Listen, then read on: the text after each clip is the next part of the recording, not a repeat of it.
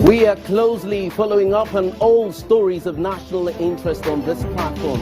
President Buhari has called on the international community to support the Nigerian military as well as people displaced internally by the insurgency in the northeast.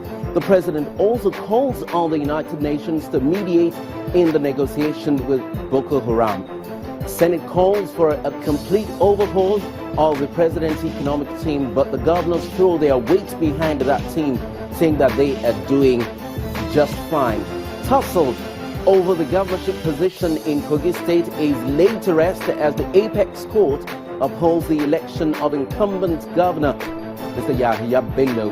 Data feeds coming through in one place simultaneously on all our social media platforms. You can be a part of the show. Tweeted me at KAY using the hashtag State of the Nation to be a part of the conversation. This is Prime Time in Lagos, and you're watching State of the Nation.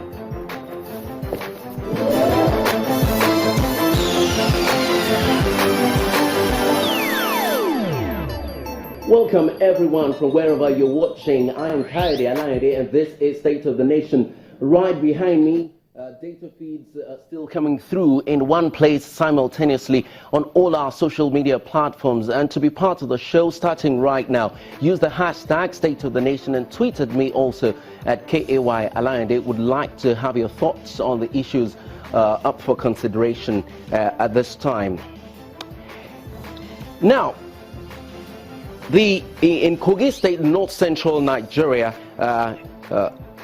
things have simmered down, at least politically, after the apex courts declared incumbent governor Yahaya Bello. They declared him winner of the fiercely disputed governorship election. Let's take a quick look at the aftermath of the court's pronouncement and the implication for the people of Kogi State. I have joining me right now from our Abuja studio, the Chief of Staff to the Kogi State Governor, Honorable David Onoja. Thank you so much for joining us on State of the Nation.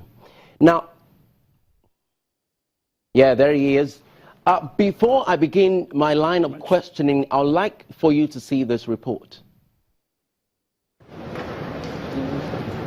It is the end of the road for Honorable James Faleke seeking to unseat Mr. Yahaya Bello as the Governor of Kogi State. The Supreme Court has dismissed 4 appeals filed against the governor. Mr. Faleke, who was the running mate of the flag bearer of the All Progressives Congress, late Prince Abubakar Audu, in the November 21, 2015 governorship election in Kogi State, had approached the apex court after his petition challenging the substitution of Governor Bello as the APC candidate following the death of Prince Audu. The apex court, in a unanimous judgment, held that Governor Bello was validly substituted as the flag bearer of the All Progressives Congress following the inconclusive election before the death of Prince Audu Abubakar. One after the other, the apex court dismissed the appeals filed by Mr. James Faleke, Captain Idris Wada, the African Democratic Congress, and the Labour Party. The verdict of the court was applauded by the lawyers to INEC and Governor Yahaya Bello.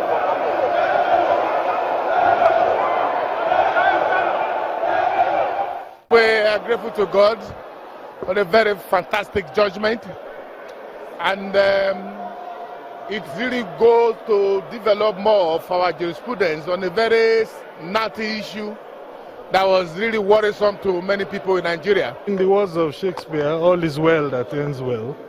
This matter has come to an end, and we are waiting for their reasons on the 30th of September. Lawyers to the former governor of the state, Captain Idris Wada, and the All Progressives Congress also react to the judgment.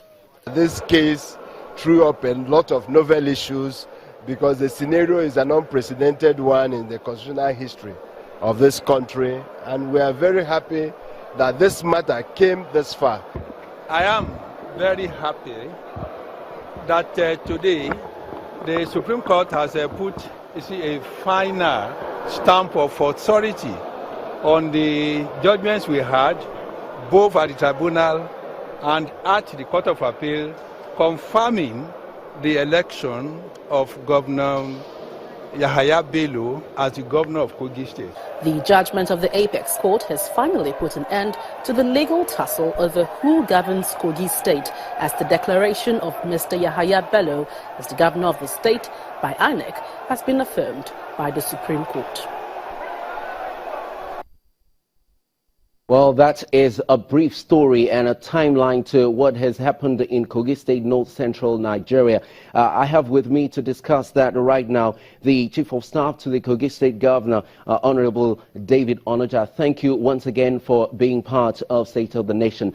I do not intend to rain on your parade.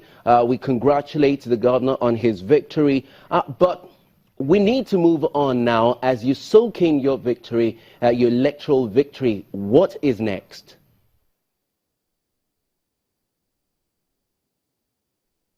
Clearly, we are already moving on. It's not as if this is just the start of governance in Kogi State. His Excellency, prior to his emergence, already had his plan laid out.